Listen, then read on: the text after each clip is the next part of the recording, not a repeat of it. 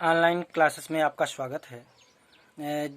देश में इस समय कोरोना जैसी महामारी से पूरी तरीके से लॉकडाउन चल रहा है, जिसमें विद्यालयों में अध्ययन कार्य ठप है।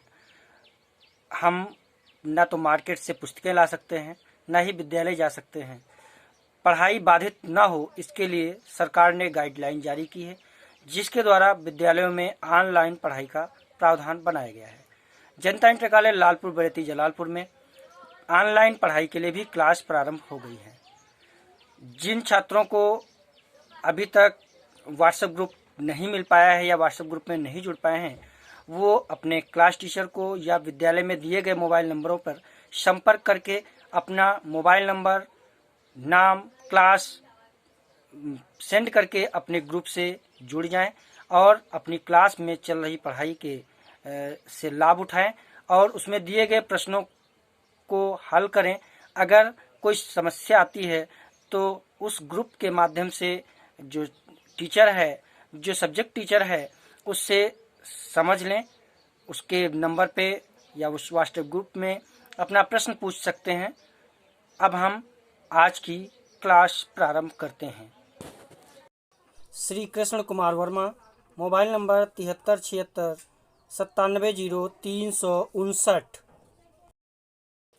Shri Rajkumar Verma, mobile number 9455503653। Shri Shyam Bihari Verma, mobile number 9450375966। Shri Ashish Kumar Verma, mobile number 8127569945। Manoj Kumar, mobile number 991999969496।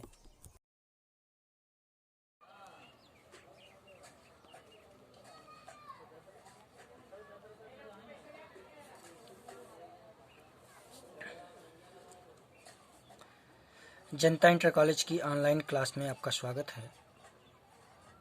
आज हम कक्षा 8 की नागरिक शास्त्र और इतिहास के बारे में, हमारा इतिहास और नागरिक जीवन के बारे में अध्ययन करेंगे, जो कि सामाजिक विज्ञान की पहली पुस्तक है। तो इसमें हम समय न गवाते हुए सबसे पहले इसकी हम विषय सूची के बारे में देखेंगे, यानी हमें क्या क्या पढ़ना है और कब कैसे पढ़ना है, इसके बारे में हम देखेंगे। तो सबसे पहले इसमें देखते हैं कि पहला पाठ है कि यूरोपीय शक्तियों का भारत में आगमन। अंग्रेजों से पहले भारत में यूरोपीय शक्तियां का आना प्रारंभ हो गया था, क्योंकि हमारे देश में व्यापार के लिए अन्य देशों से लोग आते रहे हैं। तो सबसे पहले वो प्रारंभ हुए। उसके बाद में भारत में अंग्रेजी राज्य की स्थापना, यानी भारत में अंग्रेजी राज्य क्या होता है कि अंग्रेजों का राज्य हो गया। तो अभी देखना ये है कि अंग्रेजी राज्य, यानी यहाँ पर अंग्रेजों के लोग, अंग्रेज हमारे यहाँ आकर के, वहाँ के व्यापारी आकर के हमारे यहाँ राज्य की स्थापना करना प्रारंभ कर दिए। कब किए, कैसे किए, ये हम पूरा विस्तार पूर्वक पढ़ेंगे। अगले में भारत में कंपनी राज्य का विस्तार। कंपनी राज्य का विस्तार यानी भारत में ईस्ट इंडिया कंपनी जो अंग्रेजों की थी, वो हमारे यहाँ आकर के अपना किस प्रकार कैसे राज्य का विस्तार करना प्रारंभ किया, इसको हम पढ़ेंगे।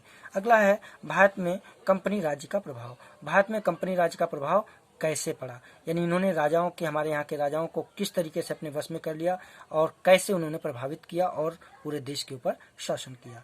अगला है स्वतंत्रता संग्राम, कारण और परिणाम। ये जो ईस्ट इंडिया कंपनी थी, इसने हमारे देश के ऊपर शासन करना प्रारंभ कर दिया, लोगों से कर वसूलना प्रारंभ कर लिया। इससे त्राही त्राही मच गई और इसके चलते भारत में प्रथम स्वतंत्रता संग्राम हुआ। इसका कारण क्या था, किन कारणों से हुई और इसका परिणाम क्या रहा, यानी सफल हुआ या नहीं हुआ, क्या कारण रहा और क्या परिणाम निकला, रिजल्ट यानी क्या निकला लास्ट में, इसको पढ़ेंगे। अगले लेसन में हम पार्ट 6 में पढ़ेंगे ब्रिटिश राज्य के अधीन भारत, यानी अंग्रेज। अब यहाँ पे आ गया ब्रिटिश राज्य, पहले है ईस्ट इंडिया कंपनी यानी कंपनी राज्य। भारत में कंपनी राज्य अब हो गया भारत में ब्रिटिश राज्य, यानी जब 1857 की क्रांति हुई, उसके बाद में ईस्ट इंडिया कंपनी के हाथ से सत्ता चली गई थी और सीधे अंग्रेजी शासन के हाथ में, यानी ब्रिटिश शासन के हाथ में राज्य चला गया था। यानी पूरा शासन ब्रिटिश की महारानी यानी ब्रिटेन की महारानी के हाथ में चला गया। भारत में नव जागरण, उसके बाद में भारत में नव जागरण आया, लोगों में जन जागृति हुई और लोग आगे चल करके अपने देश की आज़ादी के लिए जागृत होने लगे कि कहते ना कि जो होता है गुलामी किसी की ठीक नहीं होती है। तो उसके लिए लोग जागृत हुए और नव जागरण का युग आया। नए नए विचारकों ने अपने अपने विचार दिए, दूसरे देशों में आज़ादी होने लगी। उस आज़ादी को देखते हुए भारत के लोगों में भी जन जागृति हुई। अगला है भारत में राष्ट्रवाद का उदय। भारत में राष्ट्रीयता का विकास हुआ और भारत में राष्ट्र के बारे में, अपने देश के बारे में सोचना प्रारंभ किया। और जब राष्ट्रवाद का उदय हुआ और उसका विकास हुआ, धीरे धीरे वही आज़ादी के लिए जो है पहला कदम साबित हुआ। उसके बाद में है स्वाधीनता आंदोलन, स्वतंत्रता प्राप्ति और विभाजन।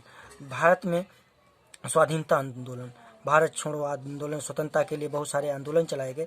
वो कैसे चलाए गए, कौन कौन से आंदोलन चलाए गए, दांडी यात्रा, ये सारे आंदोलन जब हुए, उसके साथ साथ स्वतंत्रता कैसे प्राप्त हुई और भारत का विभाजन कैसे हुआ। विभाजन यानी बंटवारा।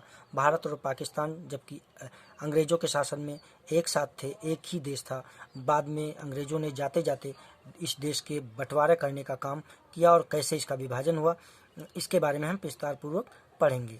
यानी पाकिस्तान के बंटवारे में किन का हाथ रहा, किन का योगदान रहा, किन्होंने इसकी मांग की, इसका पूरा हम विवरण आपको बताएंगे।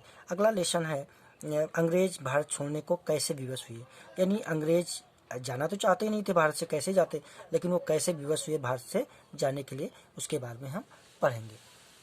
अगला है स्वतंत्र भारत की चुनौतियाँ और विकास। भारत में जब स्वतंत्रता प्राप्त हो गई, 15 अगस्त 1947 को भारत जब आज़ाद हो गया, तो उस समय भारत के सामने कौन कौन सी चुनौतियाँ थी और उनका सामना करना पड़ा और कैसे विकास हुआ, वो विकास के बारे में हम अध्ययन करेंगे।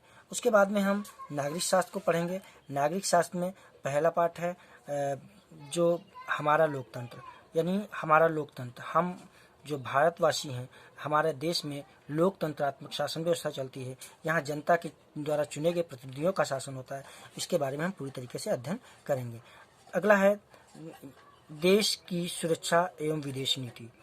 भारत की सुरक्षा किनके हाथ में है, कौन कौन से सेनाएं हैं और भारत की विदेश नीति क्या है।